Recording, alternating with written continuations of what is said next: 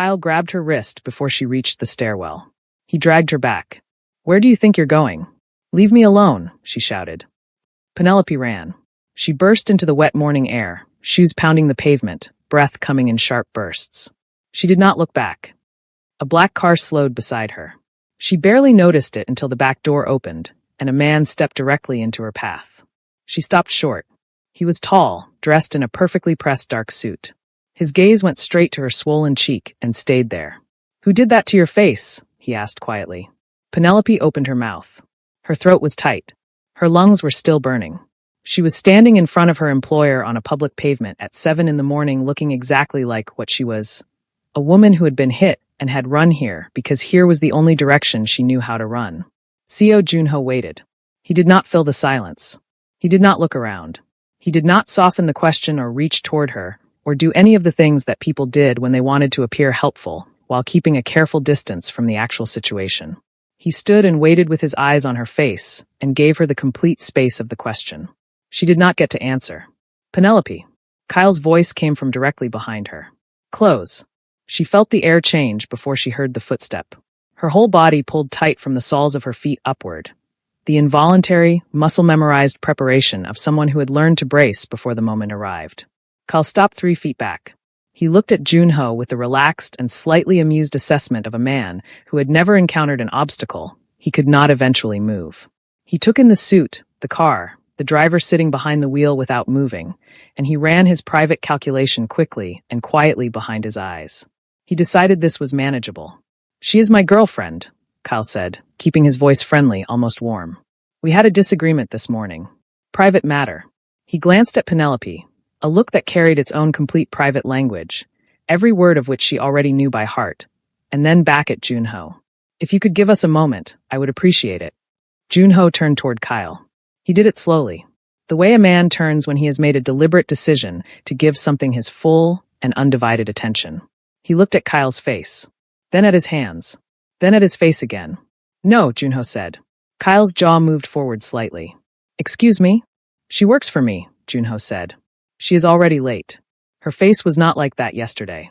Kyle laughed, short, disbelieving, the laugh of a man who has decided the person in front of him does not fully understand the situation. "I do not know who you are, but this does not concern you." "I know who you are," Junho said. The laugh stopped. Junho took 1 step toward Kyle. 1 step. His hands went into his trouser pockets. His expression did not shift by a single degree. He looked at Kyle with the specific calm of a man who had never once in his professional life needed volume to make something land exactly where he intended it. "If you touch her again," Junho said, "you lose your hands." The delivery rider outside the convenience store had gone completely still. The 2 women with the paper cups had stopped talking. The security guard at the lobby had turned his head without moving the rest of his body. Kyle stood very still. Something moved behind his eyes. His pride was loud. It had always been loud, but underneath it something older and more honest sent a clear signal upward that his pride could not fully override. The signal said, "This man means exactly what he just said." Not as a figure of speech. Not as a warning designed to dissolve once the stranger walked away. As a precise and literal description of what would actually happen. Kyle looked at Penelope 1 final time. She was looking at the building entrance beyond Junho's shoulder. Kyle straightened his jacket with both hands. 1 step back. Then another. He turned and walked away without looking back, and the sound of his footsteps thinned steadily into the noise of the morning until she could not separate them from everything else. Penelope stood on the pavement and breathed. Junho turned back to her. He looked at her cheek once, briefly. Then at her eyes. "Can you walk?" he asked. "Yes," she said. Steadier than she had any right to be. "Get in the car," he said. "I will take you up." Before we continue with the story, I would like to welcome you to my channel, Afro-Korean Mafia series by Jasmine. To everyone returning, welcome back, and to our new viewers, I'm glad you're here. Kindly like, subscribe, and join our growing community. Let me know where you're watching from in the comments, because this story is only just getting started. The interior of the car was the quietest place Penelope had been in a long time. Dark leather. Half-raised partition. The noise of Seoul outside the windows reduced to something distant and irrelevant the moment the door closed. Junho sat on his side of the seat with a full deliberate distance between them and looked out his window at the city moving past. Penelope sat with her bag on her lap and her hands folded over it, and her eyes on her own window. She pressed 2 fingers carefully to her cheekbone, and the pain flared sharp and immediate, and she dropped her hand back to her bag. "Left panel," Junho said, without looking away from his window. "There is a first aid kit." She found it. Small, navy blue, sitting exactly where he said it would be. She snapped the ice pack inside and pressed it to her cheek and exhaled slowly through her nose. From the corner of her eye, she saw him glance at her. Just once. Then he looked back out his window. The building arrived. The driver pulled around to the private side entrance. Junho stepped out and held the door. No ceremony in it, no performance of consideration, just the practical act of a man whose hand was on the door and who held it because she was coming through it. She stepped out onto the forecourt with the ice pack against her cheek and her bag back on her shoulder. "Thank you," she said, "for what happened back there." He looked at her with a directness she was already learning to recognize as his default setting. "Does he know where you live?" "Yes," she said. He nodded once and turned toward the entrance. In the elevator, they stood side by side without speaking. Penelope watched the floor numbers climb. She was aware of him beside her. The steadiness of him, the way his breathing had no current underneath it, no warning signal embedded in the rhythm. She noticed this the way you notice the absence of a sound you have been hearing for so long you forgot it was there. The doors opened at 14. Suwa was in the hallway. Yellow pajamas with small rabbits printed all over them. Dark hair sticking up on the left side. Both arms already extended toward Penelope before the elevator had fully opened. Her whole small body leaning forward with the impatience of a child who had been waiting since the moment she woke up. "Penny." Penelope stepped out and bent down, and the impact of the small body hit her with the full committed force of someone who had been waiting and was done waiting. She pressed her face into Sua's hair and held on, and the child smelled like sleep and the lavender soap they used at bath time, and something underneath those things that was entirely and specifically her own particular warmth. "You are late," Suwa announced into Penelope's shoulder.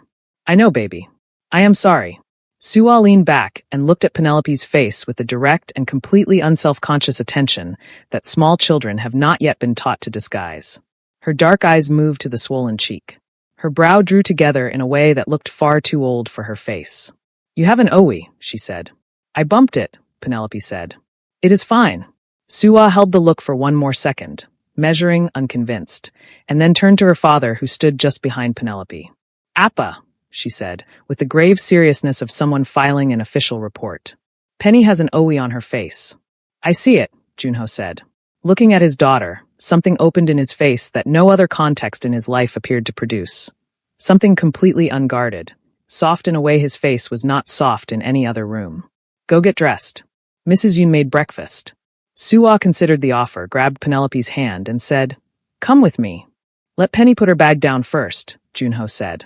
Suwa released the hand with a sigh of profound theatrical suffering and disappeared down the hallway. Penelope went to the staff room near the kitchen, set her bag down, stood in front of the small mirror. The swelling had climbed toward her eye. Deep purple at the center, yellowing at the outer edges. She applied arnica gel from her own bag, covered what she could, held her own gaze in the mirror for 3 seconds, and went back out. Junho was at the coffee machine. He set a cup on the counter near her side of the kitchen without a word. Then he turned and looked at her with the same complete attention he had given her on the pavement. "Starting tomorrow," he said.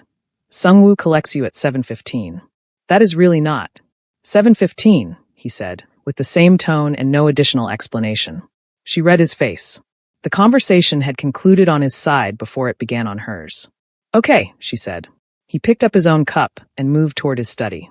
At the doorway, he stopped without turning around. "The ice pack," he said. 20 minutes tonight." The door closed. Penelope stood in the kitchen with both hands wrapped around her coffee cup and looked at the closed door and felt something sit in her chest that she was not going to examine right now. Suwa reappeared in a blue pinafore, hair in 2 uneven pigtails, holding out a hairbrush with the serene expectation of someone who has never once in her life been refused. "Fix it?" she asked. Penelope set her cup down. "Come here," she said. That night, Junho woke at 3 in the morning. He lay on his back in the dark and let the feeling of the dream pass through him the way water passes through a hand. Present for a moment, then gone, leaving only the warmth of having been there. He did not chase it. He never did. There was nothing specific enough to chase. No clear face, no identifiable place, only the feeling of someone beside him. The weight of a hand in his. A voice he recognized at a level below thought. in a place where recognition did not require a reason. He got up. He went to the kitchen and stood at the window with a glass of water and looked at Seoul spread out below. The Han River in the distance. The towers on the opposite bank. The city moving at its permanent low frequency in the dark. After a while he went back to bed. He did not think about it. He never allowed himself to follow that thread. He had learned across 3 years of the same dream that following it led to a door that did not open. The treatment plan for Penelope's face was executed the following morning at the low table in the living room. Sua produced 4 drawings in careful sequence. A yellow sun with a face that was smiling very hard.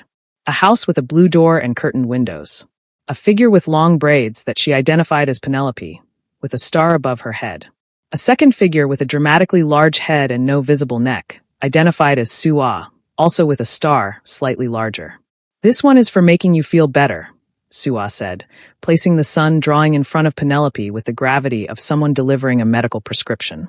"This one is because everyone needs a nice house." She placed the house drawing beside it with equal deliberateness. "You are completely right," Penelope said with total seriousness. Sua studied Penelope's cheek. "Does it still hurt?" "A little." "I will do another one," Sua said, pulling a fresh sheet of paper. Penelope watched the small hands moving the crayon across the page. Without thinking, her fingers found the pendant at her throat and held it for a moment. The small automatic habit of a hand that always knew where it was, always needed to confirm it was still there. She released it and looked back at Sua's drawing. "This is us at the park," Sua said, holding up the newest one. "Can we go this weekend?" Appa said maybe. "We can ask him," Penelope said. "Maybe means yes if I ask the right number of times," Sua said, with the considered skepticism of a child who had taken careful empirical notes on this subject. "Let us try once first," Penelope said. "Very nicely." Sua accepted this and went back to her drawing. Sung-woo was in the forecourt the next morning at exactly 7:15. Broad, solid mid-40s. The careful eyes of someone who had spent a professional lifetime watching the world without being watched back. He nodded once when Penelope came out and opened the back door of the car, and he said nothing further. She appreciated the complete absence of conversation. That evening Kyle was outside her building when Sung-woo pulled up. He stood against the wall beside the entrance with his arms crossed and his face composed into the reasonable expression. The one that said he was the patient one, the understanding one, the one who only wanted to talk. The expression that Penelope knew preceded the other one, the way a low sky preceded rain. Sung-woo parked the car at a deliberate angle. He stepped out first. He positioned his body between Penelope and the building entrance with the smooth economy of someone who had done this kind of thing before and found it unremarkable. He looked at Kyle. Kyle looked from Sung-woo to Penelope, who had stepped out with her key already between her fingers.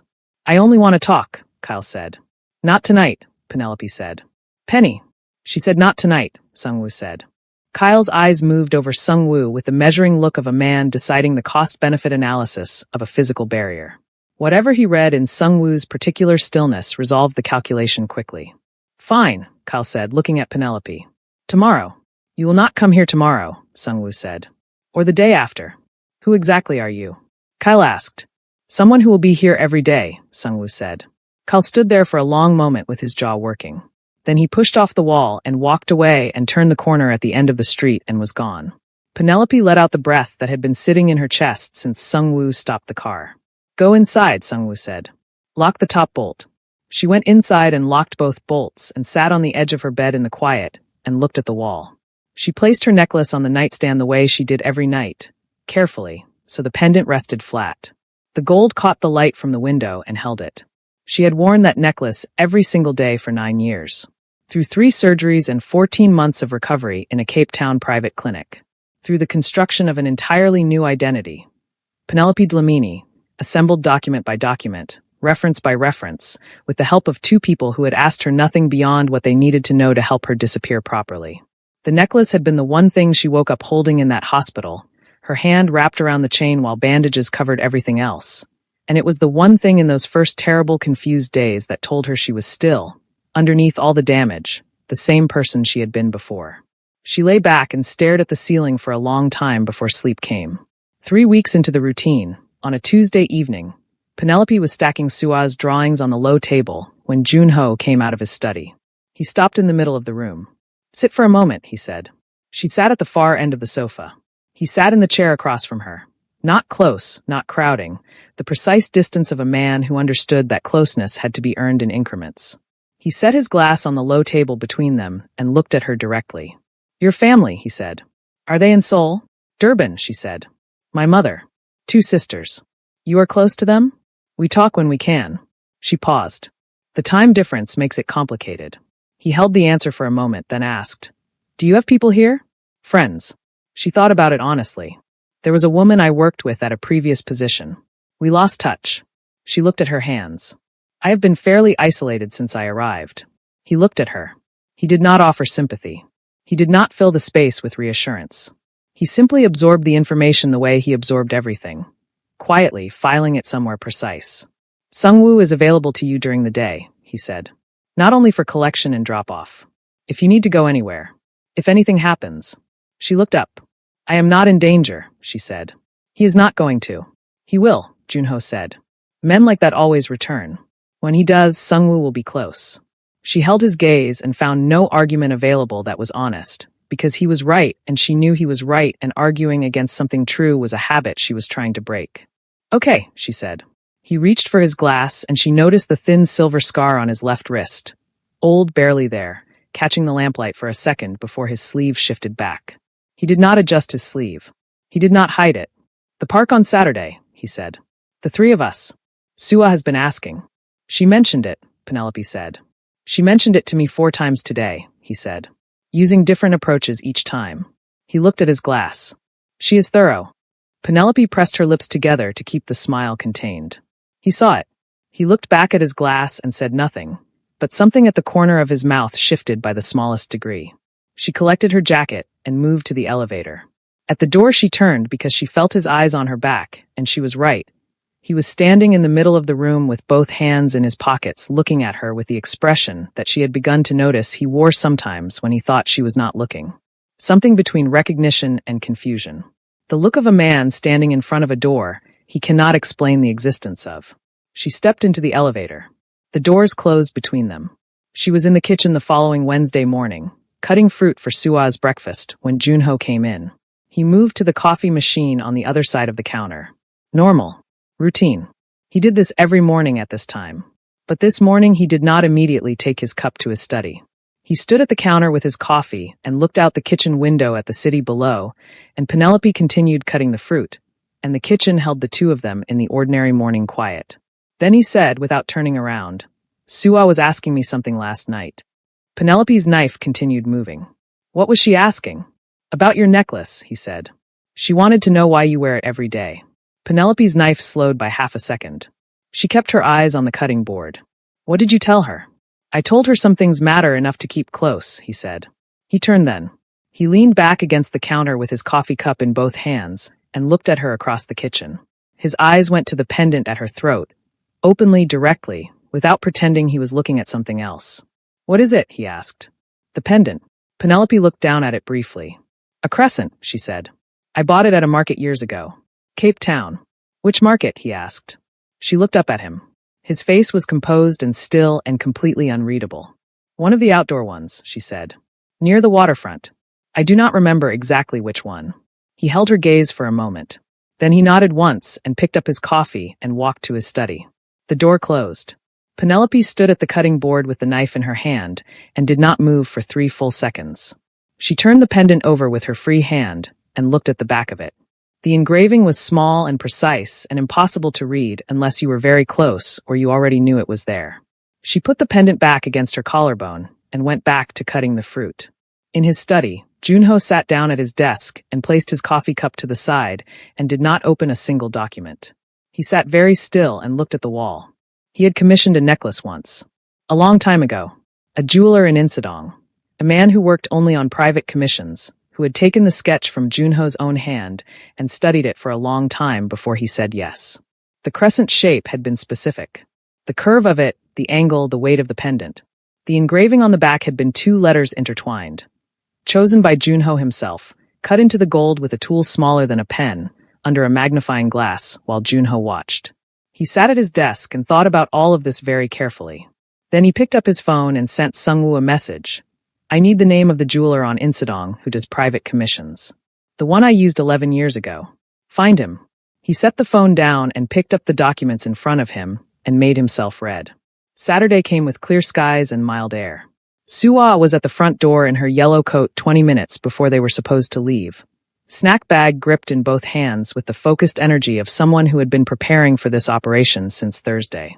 They walked to the park together, Suwa between them, narrating everything. A man doing slow morning exercises near the park entrance. A woman power walking with earphones in who Suwa felt was going too fast and said so. 2 pigeons near the path that Suwa assessed with the critical eye of a documentarian. A dog appeared within 4 minutes. A large, gentle animal whose owner. A man in his 60s with a paper coffee cup and the relaxed demeanor of someone with nowhere to be, allowed the introduction. Suwa crouched and greeted the dog with the solemn formality of someone conducting an important diplomatic meeting. Penelope crouched beside her to prevent the very real possibility of Suwa pitching forward in her enthusiasm. Junho stood just behind them. He looked at the back of Penelope's neck. She had her braids pinned up because of the warmth, and the nape of her neck was fully visible. At the base of her hairline on the right side there was a small mark, irregular in shape, slightly darker than the surrounding skin, the kind of permanent mark a person is born with and carries without ever thinking about. He looked at it for 2 full seconds. Then he looked away. Then he looked back. Something moved through him that he could not locate or name. It was not a thought. It was more like standing in the dark and feeling the temperature change. Unable to see the source, unable to explain the shift, but certain that something had changed in the air around him. He looked away from the mark and fixed his eyes on the distance. Suwa stood up and grabbed both their hands at the same moment. Her right hand finding Penelope's left, her left hand finding her father's, and pulled them forward toward the fountain she had been announcing since they entered the park. Junho walked because his daughter was pulling him, and because standing still would require an explanation he did not have. Suwa released them at the fountain and ran the last few meters. They stopped side by side, close in the way that happens when a child releases 2 hands at once, and the natural physics of the moment brings 2 people together in the space she left. The sound of the water was just ahead.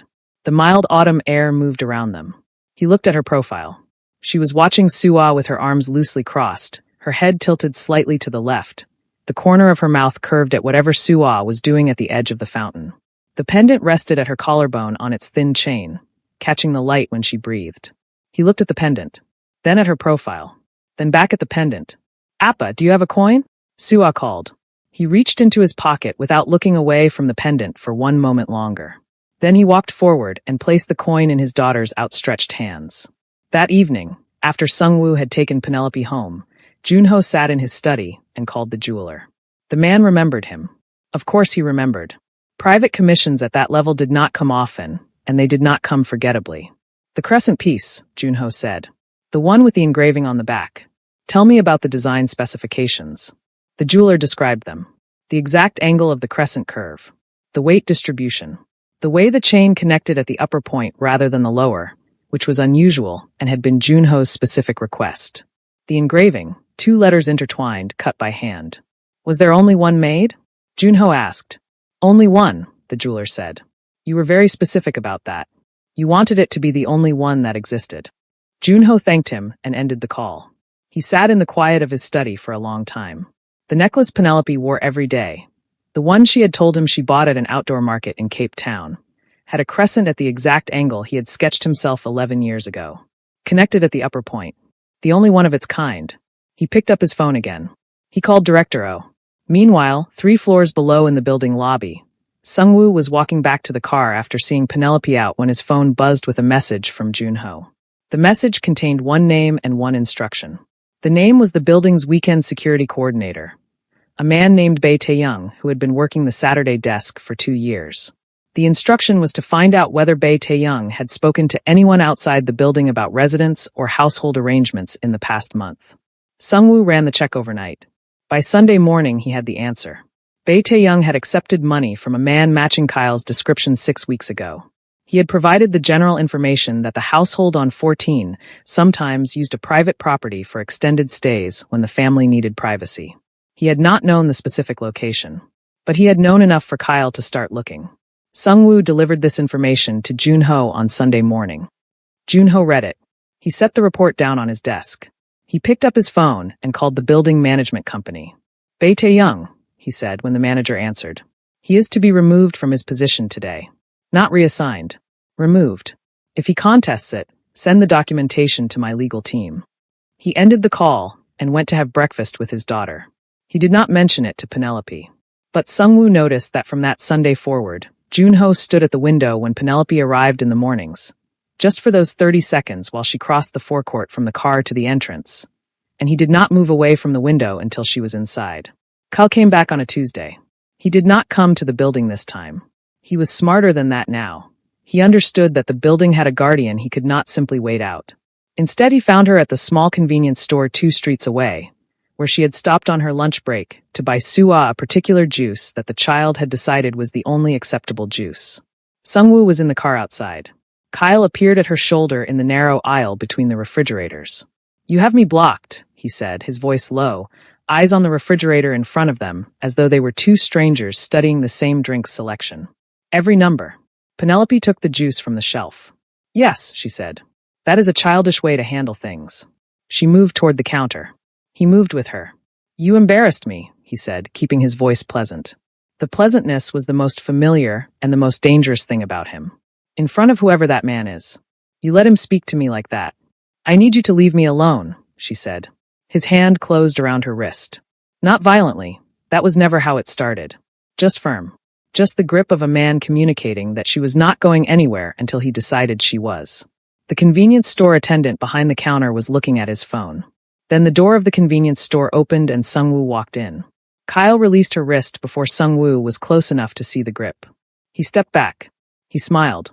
"Think carefully about what you are doing," he said quietly to Penelope and walked out. Penelope stood at the counter with her wrist against her stomach. Sungwoo stopped beside her. He looked at her wrist. He looked at the door Kyle had just walked through. "He touched you," Sungwoo said. "My wrist," she said. He grabbed my wrist. Sungwoo took out his phone. "Sungwoo, Mr. Seo will want to know," he said. She did not argue further. She paid for the juice and went back to the car. That evening, after Suwa was asleep and Penelope had gone home, Junho got into his car. He had Kyle's workplace address from the background file Sungwoo had compiled weeks ago.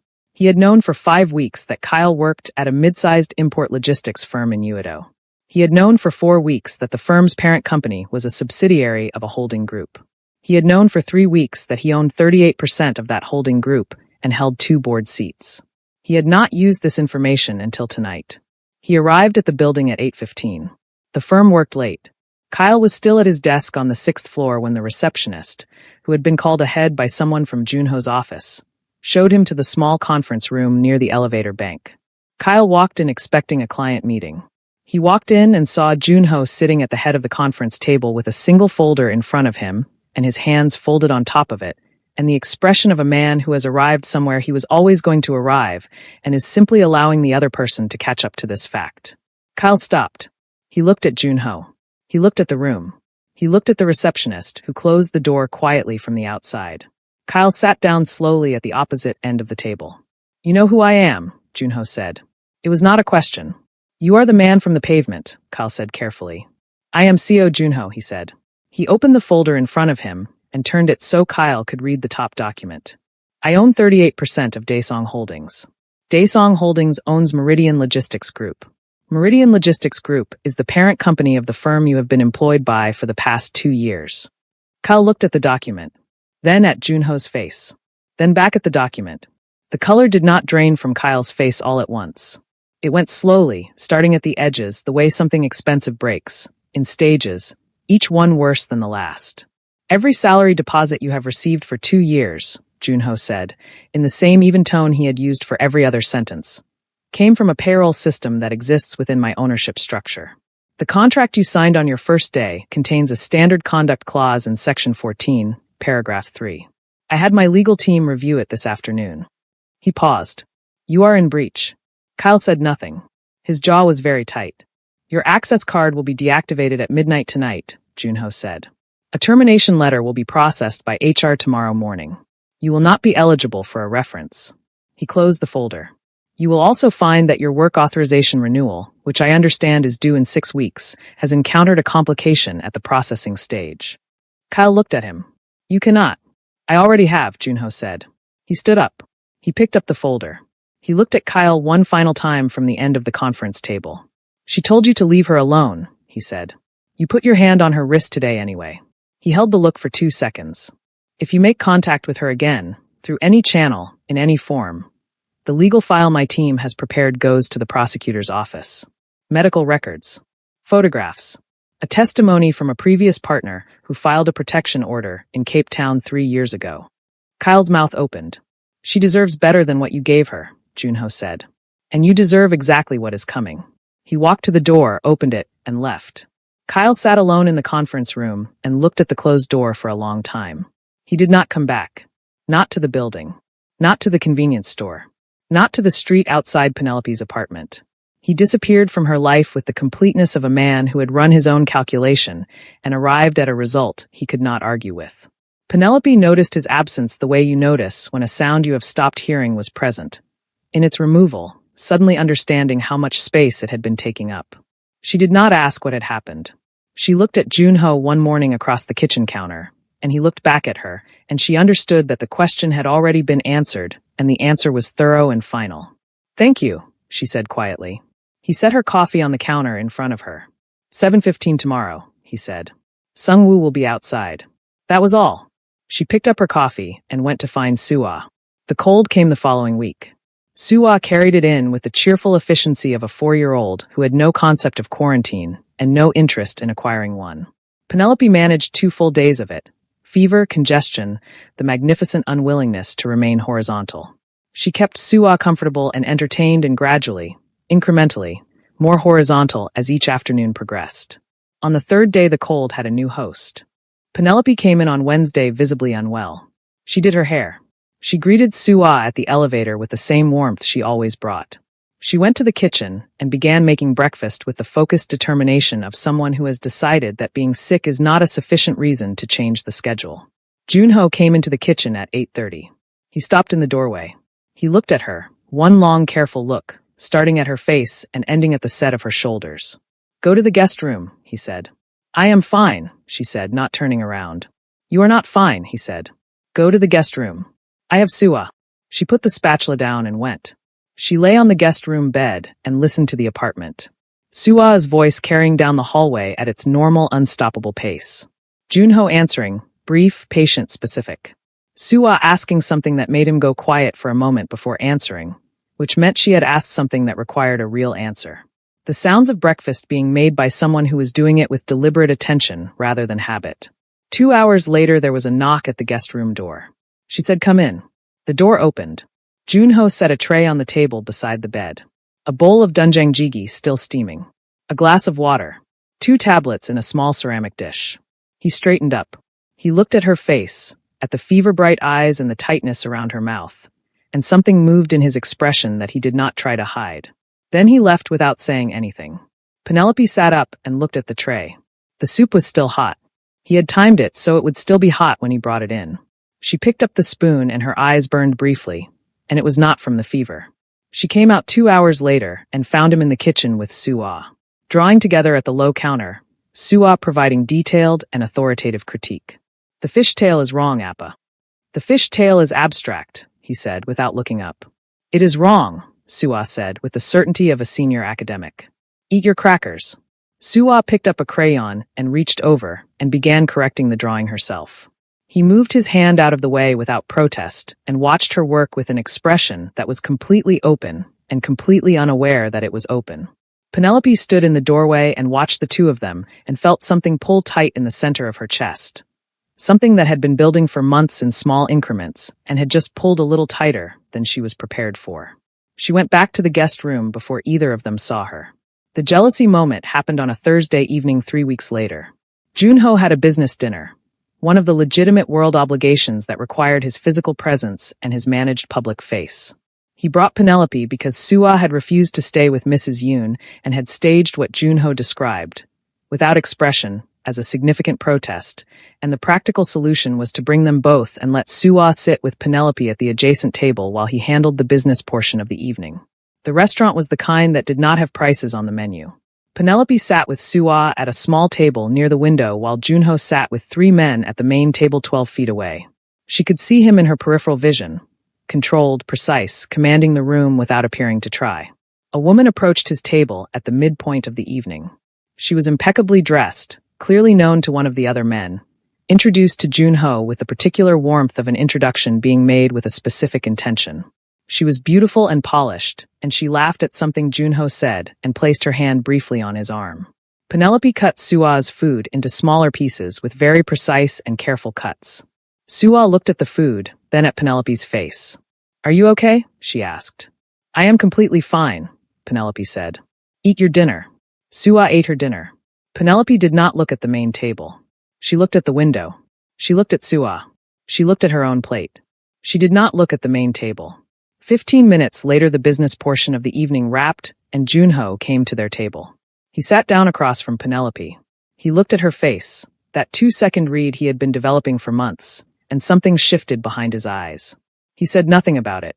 But when the woman came by to say goodbye to the table as the party broke up, she stopped beside Junho and said it had been a pleasure, and perhaps they would see each other at the Hanam event next month. And Junho looked at her with the same composed and polite distance he used for every professional interaction, and said he was afraid his schedule was quite committed these days. And he turned his attention back to the table. Back to Penelope. Back to Sua. The woman left. Penelope looked at her plate. Junho said to the table in general, "Sua, you have sauce on your chin," and reached across with a napkin, and Sua submitted to this with the expression of someone enduring a minor indignity.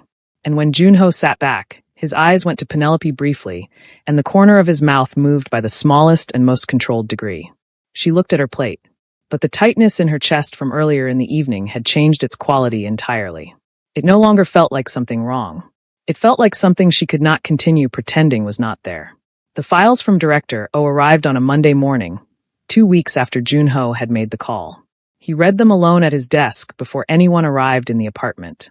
He read the original accident report from the coastal road outside Busan. 3 pages, compared to the 1-page official version. The 2 missing pages contained the witness statement of a driver who had seen a second vehicle deliberately accelerate into the first car on a stretch of road with no cameras and no other witnesses. The witness statement had been collected and then removed from the official record. The officer whose signature appeared on the original had retired 6 months after the incident on a pension significantly larger than his rank should have produced. He read the Cape Town hospital file. A private clinic in the southern suburbs. A patient admitted 9 days after the Busan accident date. Unconscious on admission, no identification, arranged transport paid for by a third party whose name appeared once in the intake paperwork and was not a name Junho recognized, but whose payment method, when traced by Director O's investigator, connected back through 2 shell accounts to a financial channel he recognized very well. A channel his mother had used for private arrangements for 20 years. The surgical notes covered 3 procedures over 14 months. The post-operative photographs showed a face that shared no visible features with the pre-operative photographs. The reconstruction was complete. It was done by someone very skilled, someone paid very well to do thorough work and ask no questions. He turned the page. The obstetric notes were attached separately. A single folded sheet clipped to the back of the surgical file, as though whoever had assembled the package had debated whether to include it and decided at the last moment that it was necessary. Naledi had been 14 weeks pregnant at the time of the accident. He set the page down. He picked it up again. 14 weeks. The pregnancy had not been visible. He had not known. She had not yet told him. The note from the attending physician stated that the patient had been stabilized and the pregnancy monitored throughout the recovery period. The delivery had taken place 7 months after admission. A full-term birth, healthy, a girl, 3.2 kilograms. The delivery notes listed the attending physician, the date, the time, the weight. The line below the delivery notes read, "Infant transferred to private transport arranged by third party on day 4 postpartum. Patient was under sedation for post-surgical procedure at time of transfer. Patient was not consulted." He read that line 3 times. Patient was not consulted. His mother had been in Cape Town. Or someone acting directly for his mother had been in Cape Town. Monitoring the situation. Waiting. When Naledi delivered, when she was sedated and could not object and could not fight and could not even know what was happening in the room next door. Someone had walked into that clinic and taken his daughter and put her on a plane to Seoul. He had been sitting in his apartment in Seoul 3 weeks later when Sungwoo knocked on his study door and told him there was a woman downstairs. A representative, she said, from a private intermediary, and that she had something that belonged to him. He had gone downstairs. There was a baby in a carrier on the lobby table. His mother had called him that evening. She had said, in the composed and measured tone she used for everything, that she had arranged for the child to be brought home. That Nality was gone and the child was his and Soul was where she belonged. That she had done what needed to be done because he was not in a state to do it himself. He had believed her. He had picked up his daughter, and he had believed every word his mother said because he was grieving and the baby was real and warm and present, and the grief needed somewhere to go. He sat at his desk now and looked at the delivery note. Patient was not consulted. Nality had woken up from surgery in that Cape Town clinic, and her daughter was already gone. She had survived a murder attempt and delivered a baby alone with no identity and no documentation, and no one she knew in the room, and then she had woken up, and the baby was not there either. He closed the file. He placed both hands flat on the desk and looked at the wall and breathed very carefully for a long time. He let the morning run normally. Suwa at the elevator. Breakfast. Letters practice at the low table. A debate about whether clouds were made of water that had been ongoing since Tuesday and showed no signs of resolution. At 11, when Suwa was settled with her program and the apartment was quiet, Junho came out of his study and stood in the kitchen doorway. Penelope was at the counter preparing Suwa's lunch. "Suwa," he said, "go and watch your program for 20 minutes." Suwa looked between the two adults with the brief, accurate assessment of a child reading the temperature of a room, and then she slid off her stool and went without argument. Junho came into the kitchen. Penelope continued preparing the lunch. She picked up the knife and began cutting the apple into the careful segments Suwa preferred. "Put it down," he said. She set the knife on the cutting board. She turned and faced him. He was standing closer than the usual kitchen distance, 3 feet rather than 6. His arms were at his sides. His face was composed. His eyes had the quality she had been watching develop for weeks. Not the professional distance he used for the rest of the world, but the deep, focused, particular attention that saw past the surface of things. "Tell me about the accident," he said. The knife was on the cutting board. The apple was half cut. The kitchen was very quiet. Penelope looked at him.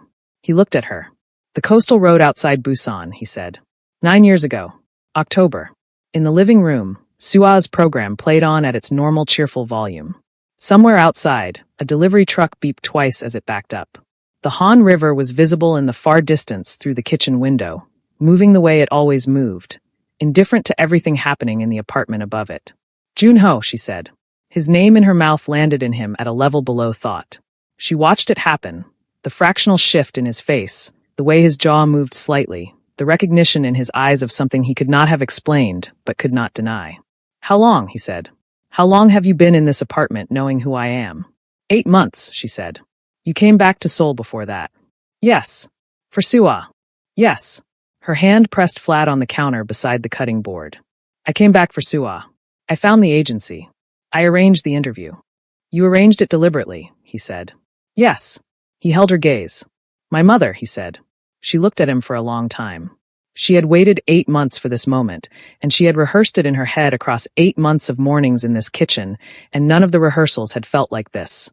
Standing in front of him in the actual room with the actual light coming through the actual window with Sua's program playing down the hall. "Yes," she said. He turned away from her. He faced the kitchen window with both hands flat on the counter and stood there with his back to her and the city spread out below him. His shoulder blades were tight under his jacket. She could see the tension across his back. The only place it showed because everywhere else he had perfect control of it. She told him everything. The car that came from behind on the coastal road. Not drifting, not losing control, but accelerating deliberately into the driver's side on a wet road with no barriers on the ocean edge. The impact. The barrier giving way. The fall. The dark water coming in through the broken window, very cold, very fast. The darkness after that, which lasted a long time. She told him about waking up in Cape Town with her face wrapped in bandages and her hands wrapped in bandages in one hand. She must have held it through everything, through the water and the dark and the ambulance she did not remember, still wrapped around the chain of the necklace at her throat. A nurse she had never seen before sitting beside the bed. The nurse told her she had been in a medically induced sleep for 6 days. She told her she was in South Africa. She told her that her transport and care had been arranged and paid for by a private party, and she did not have the name of that party. She told him about the surgeries. 3 of them. The surgeon was careful and specific, and after the second surgery, he told her honestly that when the reconstruction was complete, no one who had known her face before would recognize it. She had lain in the recovery room and stared at the ceiling and understood what that meant. Whoever had arranged the accident had arranged it to be final. The fact that she was alive was not part of their plan. The new face was her only advantage, the one thing they had not anticipated. She told him about building Penelope Dlamini from nothing. Documentation and work history and references constructed piece by piece with the help of two people who had owed her a debt from before, who asked no questions and expected nothing in return except that she stay safe and stay disappeared. She told him about coming back to Seoul. 3 years of watching from a distance first. Learning the shape of Sua's life, the school she attended, the park she visited on Saturdays. Finding the agency. Walking into the interview and seeing her daughter for the first time since she was 3 months old and not being allowed to show a single thing on her face that was not professional warmth and competence. She told him that she had not known, walking into this apartment for the first time, whether the grief Sung-woo had once mentioned, just once quietly in passing, was real or performed. She had not known whether Junho had been part of what his mother had done. She had needed to watch him. She had needed 8 months of watching him with his daughter and with his people, and in the quiet of those evening conversations, before she was certain enough. When she finished, she was still standing at the counter with her hand flat on the surface and her eyes on his back. He stood at the window and did not speak. The tension across his shoulders had not eased. His hands were still flat on the counter. The Han River moved in the distance, indifferent, and the kitchen was completely quiet. "She told me you were dead," he said. His voice was completely level. The levelness was more precise and more controlled than anything loud would have been. "She stood in front of me and told me you were dead, and she watched me grieve you." "I know," Penelope said. "I grieved you for years." "I know." He turned around. He looked at her across the kitchen with an expression she had never seen on him before. Not the controlled public face, not the soft private face he wore for Sua. Something completely stripped of management. Something that had been under everything else for 9 years and had just come to the surface because there was no longer any reason to hold it down. "Why didn't you tell me sooner?" he said. "When you came back. When you found Sua." "Because I did not know if you knew," she said. "And I could not afford to be wrong." He held her gaze. He breathed. He looked at her face, really looked, the way he had been careful not to look across 8 months of close proximity, as though full attention was something he had been rationing because he did not trust what it would show him. "Go and be with Sua," he said. His voice was measured. Careful. The voice of a man who needs to be alone with something enormous before he can handle it safely in front of another person. She went. He drove to Hanamdong alone. He did not call ahead. He arrived at the house at 2 in the afternoon and walked through the front door without ringing and found his mother in the formal receiving room. The room with the high-backed chairs and the correct lighting that she had always used for conversations she intended to control. She was sitting with tea and a document she set aside when he came in, composed and unsurprised, the expression of a woman who had been expecting this visit and had prepared for it. He sat down across from her and placed the folder from Director O on the table between them. "Read it," he said. She did not touch the folder immediately. "Whatever you think you have found." "Read it," he said. She looked at him. Then she looked at the folder. She opened it and read slowly. The accident report first, then the hospital file, then the obstetric notes, then the delivery note with its single line at the bottom. Patient was not consulted. She read that line and did not react and closed the folder and placed her hands in her lap and looked at him with the composed expression of a woman whose face had been trained across 40 years not to betray her. "Everything I did," she said, "I did for this family." He looked at her across the table for a long moment. "You tried to kill her," he said. "You paid someone to run her off a coastal road on a wet night with no barriers on the ocean side. You arranged for her to be transported unconscious to another country and rebuilt surgically so that if she survived, which you did not plan for, she could not come back to the life she had. You watched her deliver your grandchild alone in a foreign clinic with no one she knew in the room. You waited until she was sedated from surgery, and you sent someone to take the baby. You brought the baby to Seoul, and you handed her to me, and you stood in front of me and told me her mother was dead." He held her gaze. "And then you watched me raise that child for 4 years knowing that her mother was alive and had woken up in that clinic and found her gone." Madame Seo said nothing. "She spent 3 years watching from a distance," he said. "She could not come back as herself because you made sure there was no self to come back as. She arranged a job interview. She walked into my apartment and she saw her daughter for the first time in 4 years, and she was not allowed to show a single thing on her face because she did not yet know whether I was part of what you had done." He stopped. "Sua reached for her hand on the first day. Did you know that?" Your granddaughter found her mother by instinct in a room full of strangers because some part of a 4-year-old child knew what your arrangements could not erase. His mother's composure held. It had always held. It was the one thing she had that nothing had ever broken. She was not suitable, Madame Co said. Everything I did was calculated to protect what this family has built. You would have thrown all of it away for a woman who... I am going to stop you there, he said. His voice had not changed. It had not risen. It had not sharpened. It was the same even tone he had used for every sentence in this room, and that was more precise and more final than anything loud would have been. The criminal submission has already been filed, he said. This morning, before I drove here. An independent firm that does not work for me and cannot be influenced by anything you have access to filed attempted murder and criminal conspiracy charges with the prosecutor's office at 9:15 this morning. The documentation is complete.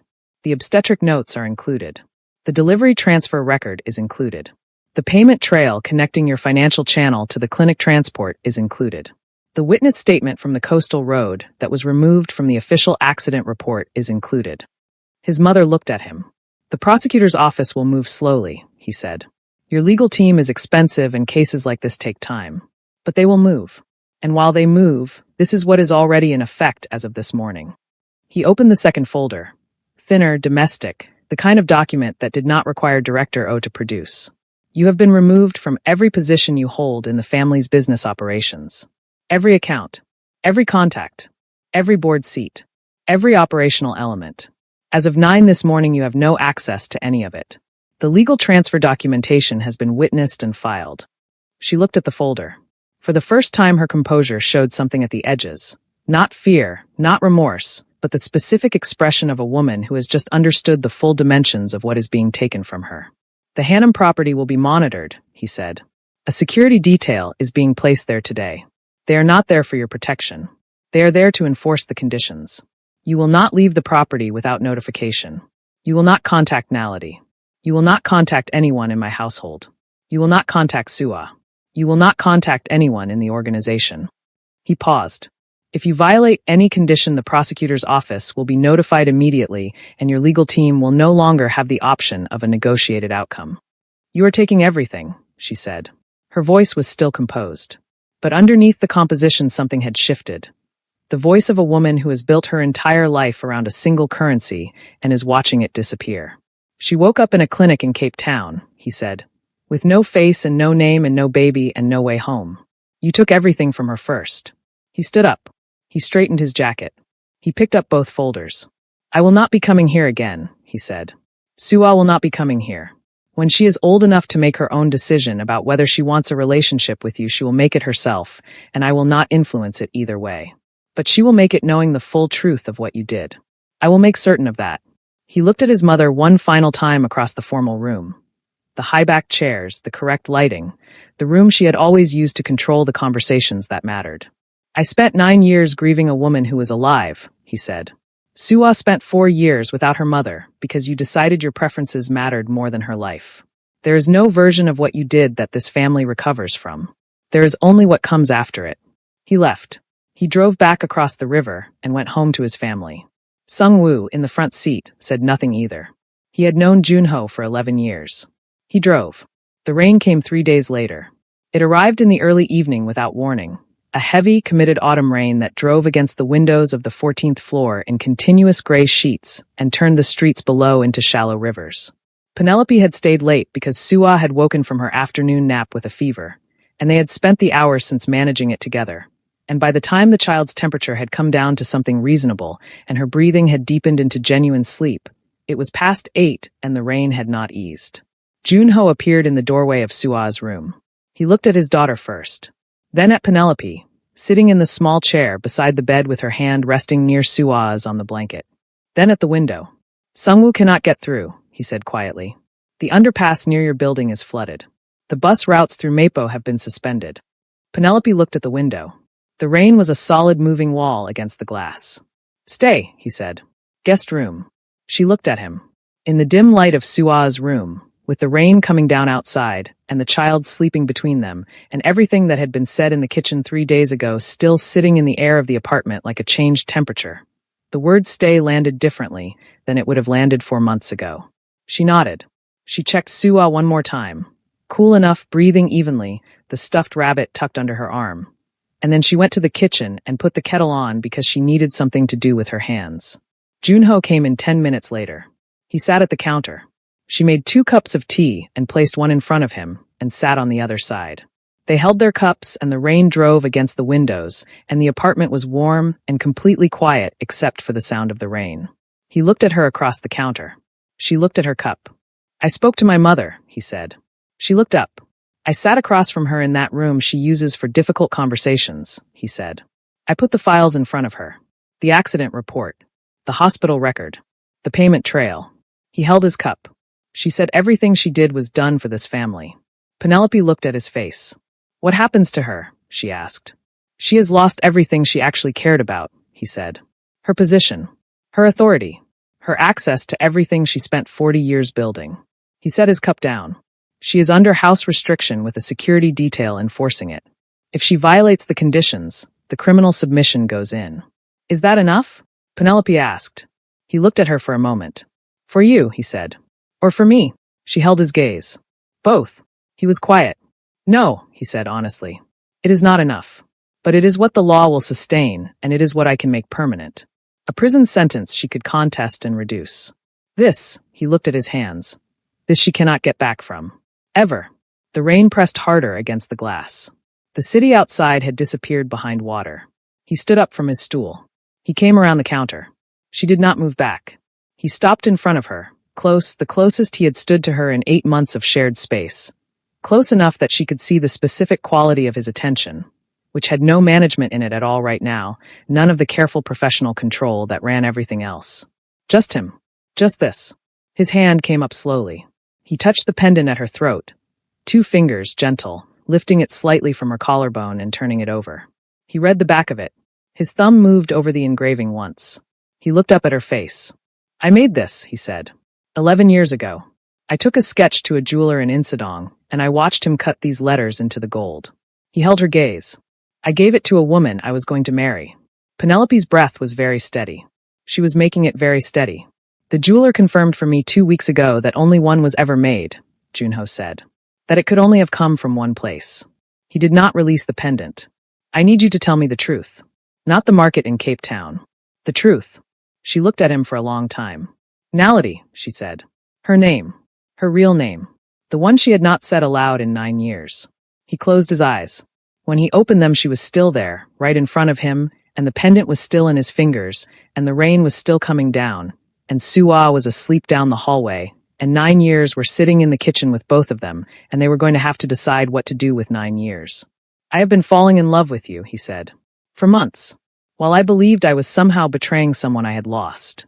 His voice was low and completely even. And then I understood that they were the same person. That there was never any betrayal. That it was always you. She looked at his face. At the scar on his wrist that she had noticed on the 3rd evening and never asked about.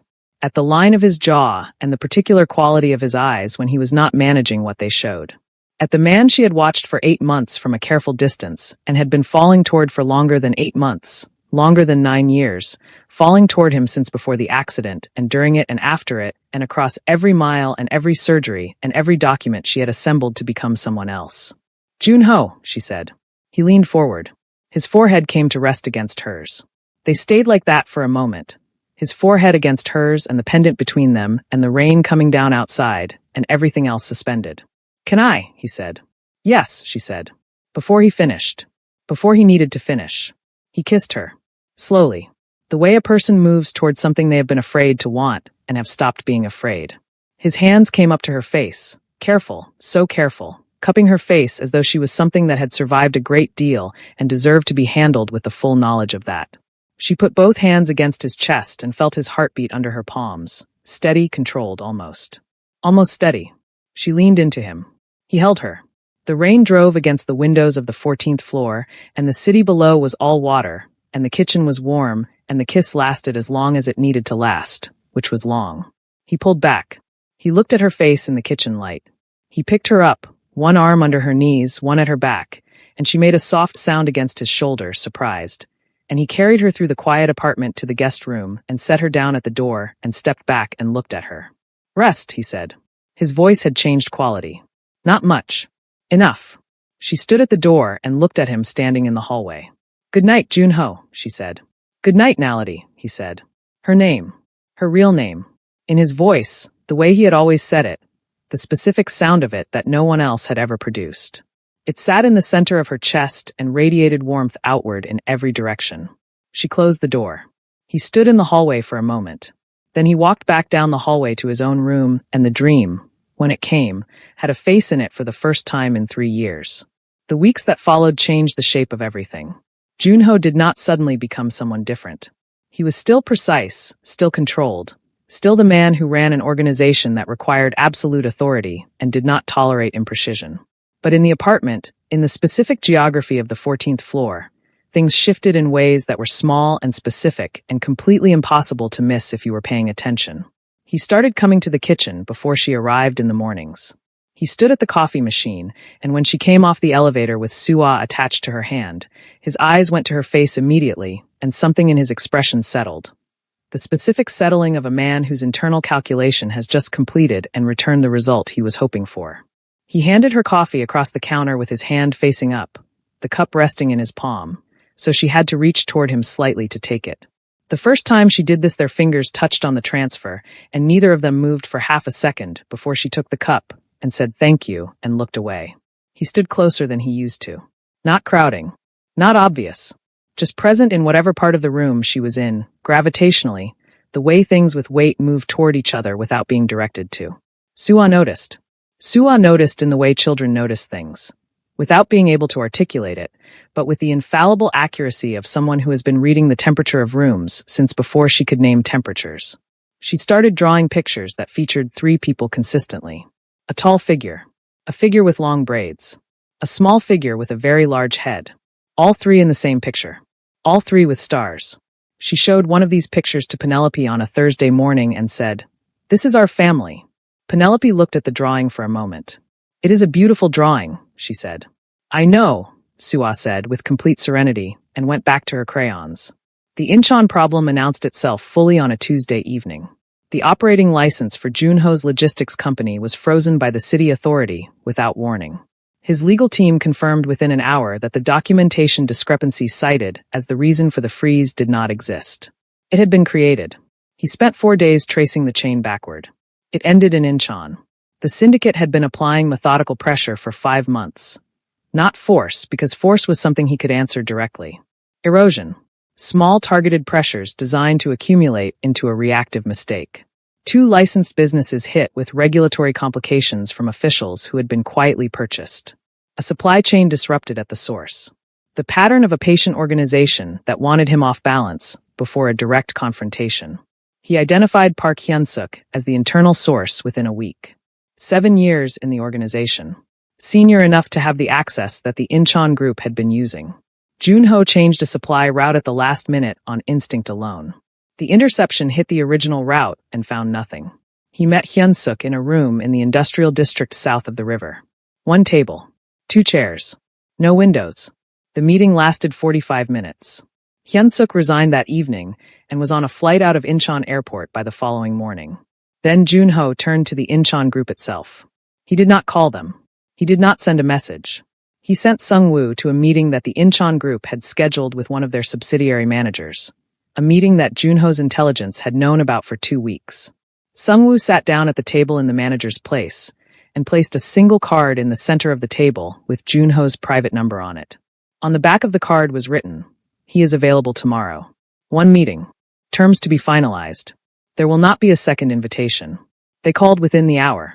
The meeting was held on a Friday in a private room at a Uedo hotel. Junho arrived 7 minutes late, not by accident. He sat at the head of the table and looked at the 3 men across from him and spent the first 4 minutes saying nothing. Just looking at them. Letting the silence do what silence did in the presence of a man who was comfortable in it, and they were not. Then he laid out the terms. The meeting lasted 3 hours. The terms were accepted. The licensing complications on his businesses were withdrawn by end of day. The supply chain disruption stopped. The territorial boundaries were formally documented. Near the end of the meeting, one of the 3 men made a casual reference to the childcare arrangement at the 14th floor. He said it pleasantly, watching Junho's face. Junho's face gave him nothing. The household arrangements are standard and unremarkable, Junho said, in the same tone he had used for every term of the negotiation. I would focus on the compliance schedule for the Eastern Boundary documentation. That is due in 10 days. The man looked at the table and wrote something down. After the meeting, in the car on the way back across the river, Junho called Sungwoo. The man who referenced the household, he said. His name is in the meeting notes. I want a complete profile by tomorrow morning. Financial connections. Personal connections. Everything. Understood, Sungwoo said. And I want 2 additional people on the building entrance roster starting tonight, Junho said. Rotating. She does not need to know they are there. Understood, Sungwoo said. He was already pulling up the building security contacts on his phone.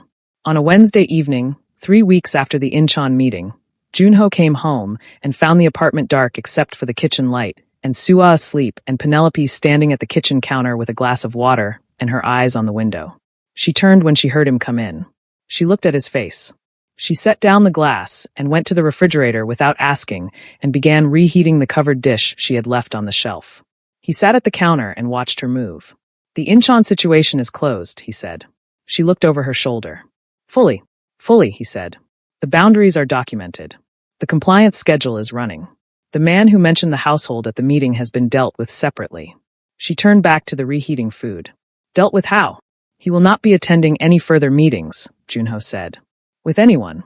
She set the bowl in front of him. She came around the counter and sat on the stool beside him.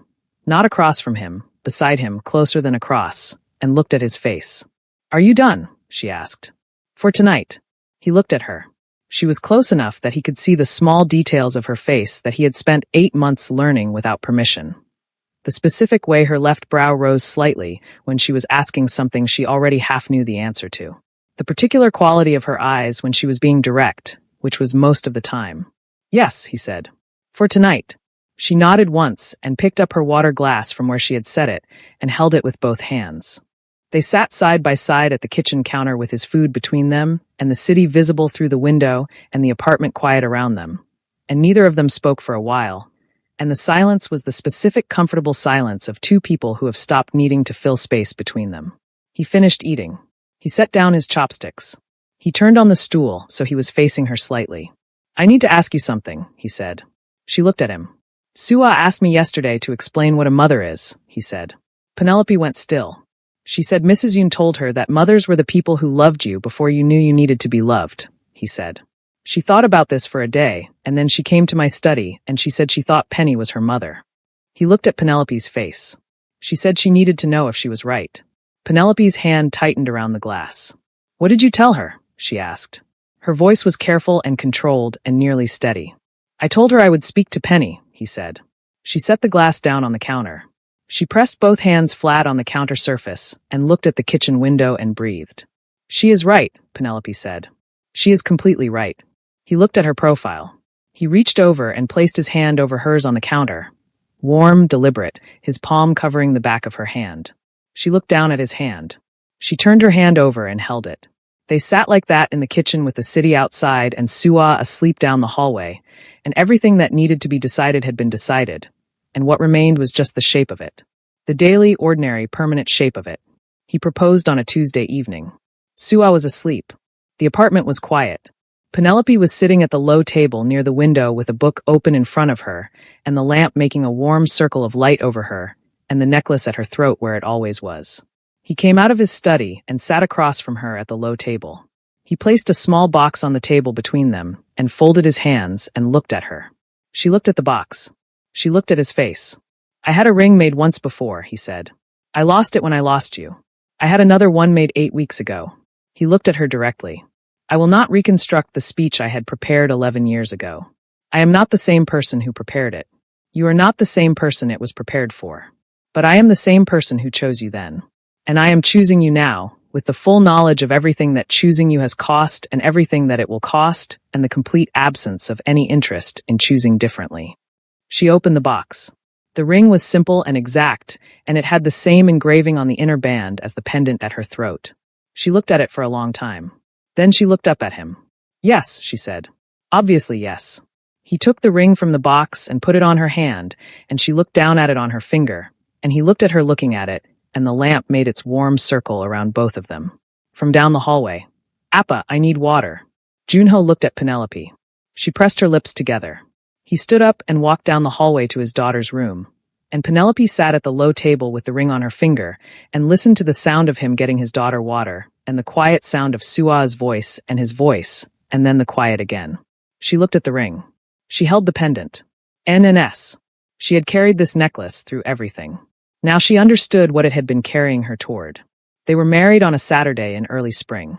30 people in a private garden outside the city. People who knew the real story, not the household version, not the public version, but the complete version, with all of its damage and its distance and the stubborn, improbable insistence of two people on finding their way back to the same place. Sua wore a white dress with a yellow ribbon and carried a basket of petals and distributed them along the garden path with extreme precision, pausing twice to redistribute where she felt the coverage was inadequate. She approached this responsibility with the seriousness of someone who had been waiting her whole life to do exactly this. Naledi came down the path in the spring light with the necklace at her throat. Junho watched her walk toward him. He stood at the end of the path with his hands at his sides and his face completely, entirely unmanaged. No professional distance, no controlled expression, none of the careful architecture that ran his face in every other context. Just the face of a man watching a woman walk toward him who had survived everything the world had put between them and had come back. She reached him. She looked up at him. NNS, she said. Quiet. Just for him. Naledi Seo, he said. Just for her. Her name and his voice, given back to her with everything it had ever contained. The officiant spoke. Sua, standing nearby with her empty basket, began a whispered and apparently urgent discussion with the small daughter of one of the guests about the superior design of her dress. Junho heard it. He kept his face composed by considerable effort. Naledi heard it and fixed her gaze on the middle distance with the focused expression of a woman who has decided something specific and is committed to it. They said their words to each other. They meant every word. Every single word was true. 18 months later, Sua sat cross-legged on the living room floor of the apartment and studied the face of her new sibling with the careful attention of a senior researcher encountering new data. The baby was 14 days old. He had a full head of dark hair and the permanent expression of someone who found his current circumstances mildly beneath his expectations. He was in the padded seat on the coffee table, and Sua was 8 inches from his face, examining him. He does not do very much, she said. He will, Naledi said from the sofa. She was sitting with her feet tucked under her and her tea on the armrest, watching her daughter examine her son with the expression of a woman who is completely and exactly where she is supposed to be in the world. When? Sua asked. A few months, Junho said from the armchair. He was watching both his children and his wife. The expression on his face was the one that only this room ever produced in him. No management, no architecture, nothing held back. Every year of what had been survived to get here was visible in it, and every day of what they had built since, and the complete, settled, absolute knowledge of a man who knows exactly what he has and what it cost, and does not look away from either of those truths. Naledi looked at him from the sofa. He looked back at her. Sua said, I have been thinking about his name. We gave him a name, Junho said. I have a better idea, Sua said. What is it? Naledi asked. Sua considered this carefully. I will tell you tomorrow, she said. When I have finished thinking. Junho looked at Naledi. Naledi looked at Junho. They said nothing because they had been parents long enough to know the terrain of this conversation and where it led if you engaged with it at 8 in the evening. Later, after Sua was asleep and the baby was sleeping and the apartment had settled into its night quiet, Naledi started laughing. Sitting on the sofa with her tea, laughing quietly first and then fully, her head tilting back. Junho sat beside her and watched her laugh, and his face did the thing it did in this room, the complete and unguarded thing, and then he pulled her close. She leaned into him with her shoulder against his chest, and her laughter quieting into something warm and steady, and he rested his cheek against the top of her head, and they sat like that while Seoul moved outside the floor-to-ceiling windows, lit up in the dark, the Han River visible in the distance where it had always been. The necklace was on the nightstand in the next room. NNS. 11 years. 3 surgeries. 2 names.